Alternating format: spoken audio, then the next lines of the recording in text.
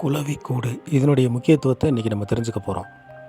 குளவி என்பது தனித்து வாழக்கூடிய ஒரு தேனீ வகையை சார்ந்தது. இது பார்த்திங்கன்னா மண்ணை எடுத்துகிட்டு வந்து தன்னுடைய எச்சியினால் வந்து கூட்டை கட்டி அதை பாதுகாத்துட்டு வரும். அதுக்கப்புறம் என்ன பண்ணுன்னு பார்த்தீங்கன்னாக்கா, வயல்களில் இருக்கக்கூடிய அந்த விவசாயத்தை கெடுக்கக்கூடிய, அதாவது மாமிச புழுக்கள் கிடையாது, அசைவ புழுக்கள்.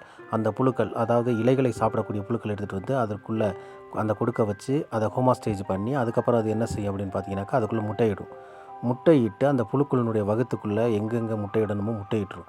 அந்த முட்டை என்ன ஆகுனா உள்ளே அப்படியே வளர்ந்து புழுக்களாகி அது அப்படியே அந்த புழுவினுடைய வகுத்திலிருந்து வெளியில் வரும்.